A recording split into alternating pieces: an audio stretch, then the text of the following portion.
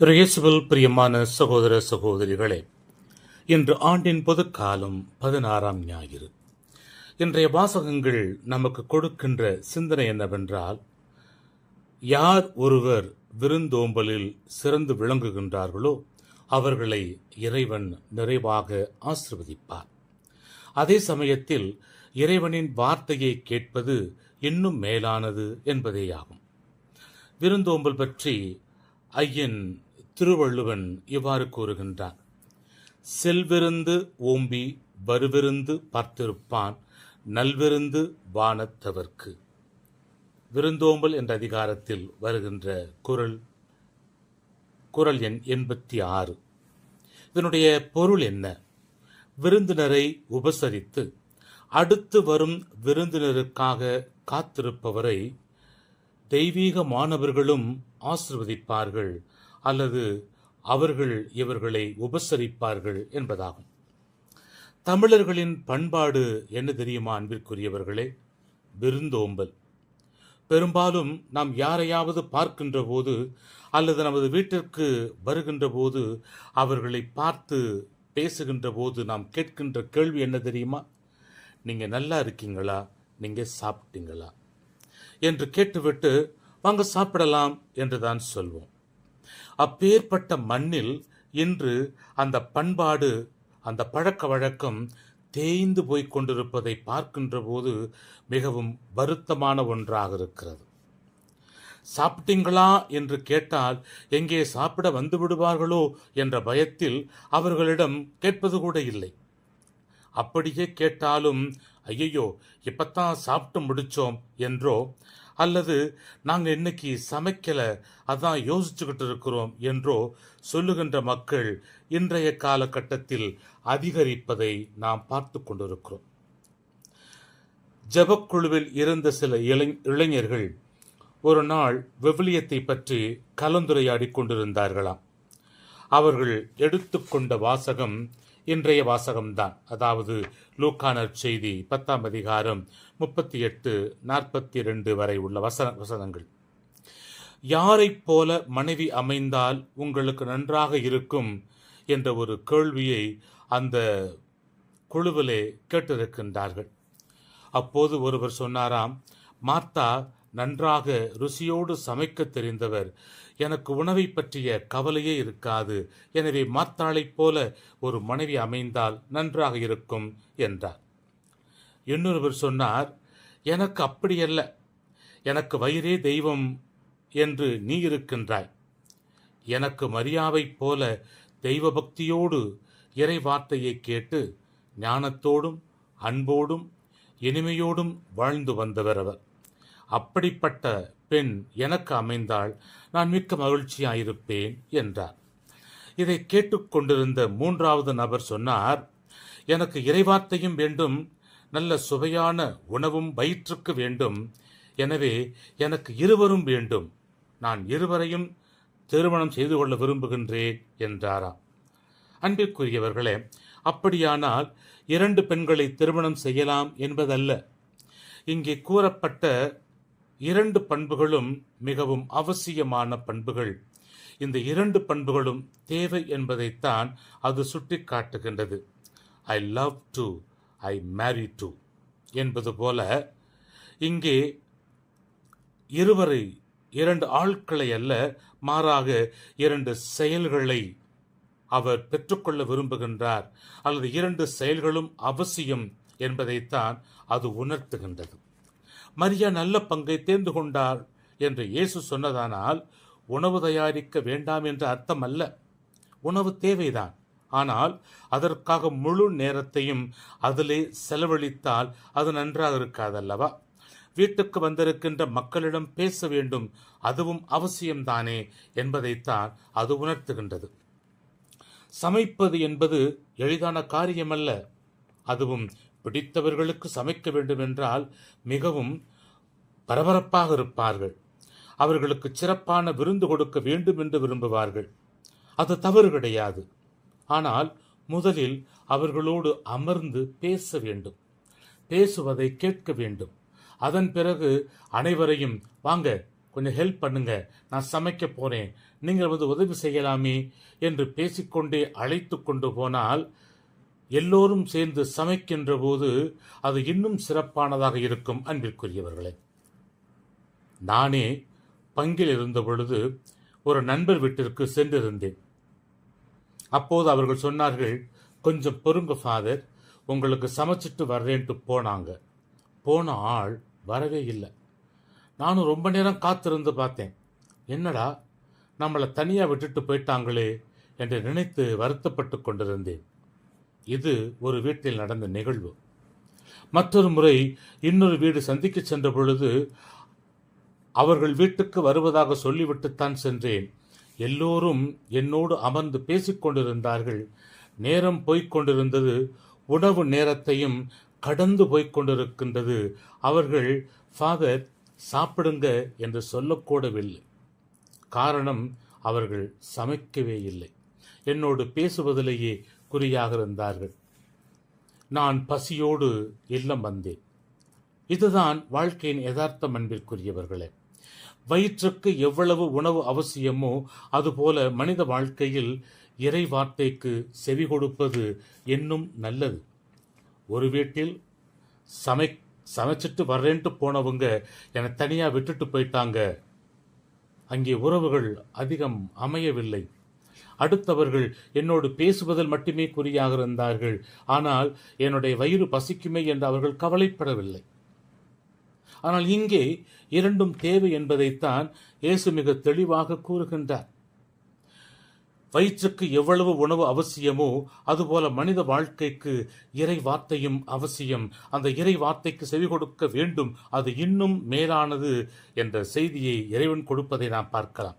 எனவேதான் இயேசுவே அவரின் பேச்சை கேட்க வந்த மக்கள் பசியாய் பட்டினியாய் இருந்தபோது தன் சீடர்களை பார்த்து அவர்களுக்கு உணவு கொடுங்கள் என்று சொன்னாரே, அது எதை வெளிப்படுத்துகின்றது? ஆக இந்த இரண்டும் கிறிஸ்தவ வாழ்விற்கும் சமுதாய வாழ்விற்கும் மிகவும் அவசியம் என்பதை இது உணர்த்துவதை நாம் உணரலாம். முதல் வாசகத்தில் நாம் பார்க்கிறோம், யாரென்று தெரியாத 3 நபர்கள் தன் வீட்டருகே வந்து நின்றபோது ஆபிரகாம் அந்த 3 பேரையும் பார்த்து, யார் எவரென்றெல்லாம் சாரிக்காமல் அவர்கள் களைப்போடு இருப்பார்கள், அவர்களுக்கு வயிறார உணவு கொடுக்க வேண்டும் என்ற உணர்வோடு அவர்களை வரவேற்று அவர்களுக்கு விருந்தோம்பல் செய்வதை நாம் பார்க்கலாம். யூத கலாச்சாரத்திலும் தொடக்க கால கிறிஸ்தவர்களின் கலாச்சாரத்திலும் விருந்தோம்பலின் பண்புகள் உயர்ந்திருந்தது. விருந்தோம்பலின் மூலம் நாம் நம்மையே கடவுளுக்கு அர்ப்பணமாக்க முடியும் என்று அவர்கள் நம்பினார்கள். இங்கே ஆபிரகாம் பெரிய பணக்காரர், பரந்த மனமும் இரக்க குணமும் கொண்டவர். அவர்கள் மூவரையும் கடவுள் அனுப்பி வைத்த வான தூதர்களாக இருப்பார்கள், அல்லது கடவுளே கூட இவர்கள் உருவத்தில் வந்திருக்கலாம் என்று அவர் நம்பினார். எனவேதான் தன் மனைவி சாராவிடம் சென்று அவர்களுக்கு அறுசுவை விருந்து படைக்க வேண்டும் என்றவுடன் மறு பேச்சு பேசாமல் சாரா விருந்துக்கு ஏற்பாடு செய்கின்றார். சுவையான விருந்து கொடுக்கப்பட்டது. அந்த விருந்தை சாப்பிட்டதும் அவர்கள் மூவரும் சேர்ந்து அடுத்த வருடம் வருகின்ற பொழுது உங்கள் குடும்பத்தில் ஒரு ஆண் குழந்தை பிறக்கும் என்று முன்னறிவிக்கின்றார்கள். உன் சந்ததி அளவிட முடியாத அளவுக்கு இருக்கும் என்று சொல்லி இருந்தாலும் அதுவரை குழந்தை இல்லாமல் இருந்தவர்களுக்கு அவர்கள் மூலமாக செய்தி கொடுக்கப்படுவதையும் இறைவனின் வார்த்தை நிறைவேறப் போவதையும் உணர்கின்றார் ஆபிரகாம். ஆம், ஆபிரகாம் செய்த விருந்தோம்பலுக்கு இறைவன் கொடுத்த மிக பெரிய பரிசு இதுவாகும். அன்பிற்குரியவர்களே, ஆபிரகாமைப் போல நாமும் இருக்கும்போது, அதாவது ஆள் பார்த்தோ, குணம் பார்த்தோ, பணம் பார்த்தோ, சாதி பார்த்தோ செய்வதல்ல விருந்தோம்பல். வந்தவர்களின் நிலை கண்டு உணவூட்டுவதை விருந்தோம்பல். அதைத்தான் ஆபிரகாம் செய்தார். அதுதான் உண்மையான விருந்தோம்பல். அன்பிற்குரியவர்களே, இன்றைய 2வது வாசகத்தில் நாம் பார்க்கிறோம், கொலோசிய மக்களுக்கு இயேசுவை பற்றி பவுலடியார் போதிக்கவில்லை என்றாலும் சில கிறிஸ்தவ கோட்பாடுகள் பற்றி எழுந்த சில சந்தேகங்களுக்கு அவர் விளக்கம் கொடுக்க வேண்டும் என்று அந்த மக்கள் கேட்டுக்கொண்டார்கள். அவர்களுக்கு விளக்கம் கொடுக்க எழுதுவதுதான் இந்த திருமடல். நற்செய்தியை அறிவிக்கும் பணிக்காக இயேசு பல துன்பங்களை எதிர்கொண்டார். ஏன், தன் உயிரையும் கொடுத்தார். அந்த நற்செய்தியை அறிவிக்க என்னை அனுப்பிய போது நானும் பல வேதனைகளையும் துன்பங்களையும் அனுபவித்தேன். அதன் மூலமாக நான் கிறிஸ்துவை இந்த உலகிற்கு அறிவித்தேன் என்கிறார் பவுலடியார். இதனை அவர் ஒரு உருவமாக கூறுவதை பார்க்கலாம். இந்த இயேசுவை நாம் முழு நம்பிக்கையோடும் முழு விசுவாசத்தோடும் நம் உள்ளத்திலும் இல்லத்திலும் ஏற்றுக்கொள்ள வேண்டும். அவரை வரவேற்க வேண்டும். அவரை ஏற்றுக்கொள்வதன் அடையாளமாக நாம் நம்மோடு வாழுகின்றவர்களையும் வரவேற்க வேண்டும். நம்மோடு வாழுகின்றவர்களையும் ஏற்றுக்கொள்ள வேண்டும். அவர்கள் எந்த நிலையில் இருந்தாலும் அவர்களை ஏற்றுக்கொள்ள வேண்டும். நம்மையே அவர்களுக்காக இழக்கவும் முன்வர வேண்டும் என்கிறார் பவுலடியார். இன்றைய நற்செய்தியில் பார்க்கின்ற பொழுது இயேசு ஒரு ஊரை அடைந்தார் என்று பார்க்கிறோம். அங்கே பெண் ஒருவர் அவரை தம் வீட்டில் வரவேற்றார் என்று பார்க்கிறோம். அவர் பெயர் மார்த்தா. அவருக்கு மரியா என்னும் சகோதரியும் லாசர் என்ற சகோதரனும் உண்டு என்று கூறுகின்றார். அவர்கள் ஊர் பெத்தனி என்பதாகும். எருசலேமிலிருந்து 2 மைல் தொலைவு.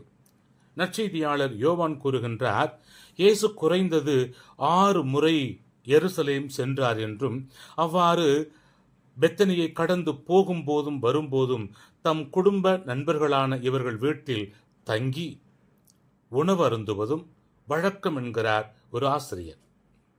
மார்த்தாவின் சகோதரன் லாசருக்கு இயேசு உயிர் கொடுத்ததும் அந்த ஊரில்தான் என்பதை நாம் அறிவோம். இன்னும் நமது பங்குகளில் அன்பியங்கள் நடத்த பெரும்பாலான குடும்பங்கள் தயங்குவார்கள். காரணம் என்னவென்று உங்களுக்கு தெரியுமா? இருக்கப்பட்டவர்கள் நல்ல உணவு கொடுப்பார்கள், விருந்து வைப்பார்கள். எளியவர்களான நம்மால் அவ்வாறு செய்ய முடியாது. இது ஒருபுறம். இருக்கப்பட்டவர்கள் எதற்காக மற்றவர்கள் நம் வீட்டிற்கு வர வேண்டும், எதற்கு செலவுகள் செய்ய வேண்டும் என்று நினைத்து அதை வேண்டாம் என்று சொல்வது மறுபுறம். இது போன்ற பல காரணங்களால் மக்கள் அதிகமாக அன்பியங்களை தங்கள் குடும்பங்களில் நடத்த தயங்குவார்கள். இதுபோன்ற சூழ்நிலை அன்றும் இருந்திருக்க வேண்டும். வழிபாடு நடக்கும் வீட்டில் உள்ளவர்கள் அறக்க பறக்க அடுப்படியில் வேலை செய்து கொண்டிருப்பார்கள். மற்றவர்கள் திருத்தூதர்கள் சொல்வதை கேட்டுக்கொண்டிருப்பார்கள். இந்த நிகழ்வின் மூலமாக லூக்கா நற்செய்தியாளர் சொல்ல வருவது என்னவென்றால், இதுபோன்று கூட்டம் நடக்கின்ற போது, இதுபோன்று மக்கள் உங்கள் இல்லங்களை சந்திக்க வருகின்ற போது எல்லோரும் வேலைகளை இழுத்து போட்டு பகிர்ந்து செய்துவிட்டு அதன் பிறகு அனைவரும் அமர்ந்து இறை வார்த்தைக்கு செவி கொடுத்தால் எவ்வளவு மகிழ்ச்சியாக இருக்கும், எவ்வளவு நன்றாக இருக்கும் என்ற ஒரு செய்தியை கொடுப்பதை பார்க்கலாம். அவ்வாறு நடக்கின்ற பொழுது எடுத்து நடத்துகின்ற குடும்பத்தாருக்கும் மன உளைச்சல் அதிகம் இருக்காது என்ற உண்மையை இந்த நிகழ்வின் மூலமாக அடிக்கோடிட்டு காட்டுகின்றார் நற்செய்தியாளர். இயேசு அந்த வீட்டிற்கு வந்தவுடன் மார்த்தா பரபரப்பாக செயல்படுகின்றார். மரியாவோ இயேசுவின் காலடியில் அமர்ந்து அவர் சொல்வதற்கு செவி கொடுத்து கொண்டிருக்கின்றார். ஒரு வகையில் பார்த்தால் மார்த்தாவிற்கு பொறாமை. ஏன் பொறாமை? நானும் அவருடைய பேச்சை கேட்க வேண்டும் என்று ஆசையில் தான் இருக்கிறேன். ஆனால் வந்தவரை எப்படி பட்டினியாய் அனுப்புவது என்பது அவருடைய உள்ளத்தில் எழுந்த ஒரு கேள்வியாக இருந்தது. எனவேதான் அந்த பொறாமை காரணமாக நான் மட்டும் அடுப்படியில் வெந்து கொண்டிருக்க அவள் மட்டும் இயேசுவின் அருகில் அமர்ந்திருக்கிறாளே, அவளும் ஒரு கை கொடுத்தால் இருவரும் சேர்ந்து அந்த வேலைகளை செய்து முடித்துவிட்டு இயேசு பேசுவதை அமர்ந்து கேட்கலாமே என்ற எண்ணம்தான் அங்கே இருந்திருக்க வேண்டும். இப்ப இந்த வாசகங்கள் மூலமாக நாம் கேட்க வேண்டிய கேள்விகள் என்ன? எதற்கு நாம் முக்கியத்துவம் கொடுக்க வேண்டும்? நமது முன்னுரிமை எது என்று நாம் சிந்திக்க அழைக்கப்படுகின்றோம். அன்பிற்குரியவர்களே, இங்கே இயேசு மார்த்தாவை அவளின் செயலை குறைத்து மதிப்பிடவில்லை. மாறாக இறைவார்த்தை நமது வாழ்க்கைக்கு அடித்தளம், அதற்கு முக்கியத்துவம் கொடுப்பது நல்லது என்றுதான் கூறுகின்றார். ஜெபமும் செயலும் இணைந்து போக வேண்டும். ஒன்றுக்கொன்று பக்கபலமாக இருக்க வேண்டும் என்று கூறுகின்றார். இங்கே இயேசு தன் இறுதி நாள் வேதனையை பற்றி பகிர்ந்து கொள்ள வந்திருக்கின்றார். ஆனால் மார்த்தா பரபரப்பாய் இருந்ததால் இப்படி இயேசு கூறியிருக்கின்றார் என்று எடுத்துக்கொள்ளலாம். இரண்டுமே அன்பின் வெளிப்பாடுதான். ஆனால் வெளிப்படுத்தும் விதம் வித்தியாசமானதாக இருக்கின்றது. நாமும் நம்முடைய வாழ்க்கையில் எதற்கு முக்கியத்துவம் கொடுக்கின்றோம்? விருந்தோம்பலுக்கா, இறை வார்த்தைக்கா, அல்லது இரண்டுக்கும் சரிசமமாக முக்கியத்துவம் கொடுக்கின்றோமா? அல்லது இரண்டுக்குமே முக்கியத்துவம் கொடுக்காமல் நமது மனம் போன வாழ்க்கை வாழ்ந்து கொண்டிருக்கின்றோமா?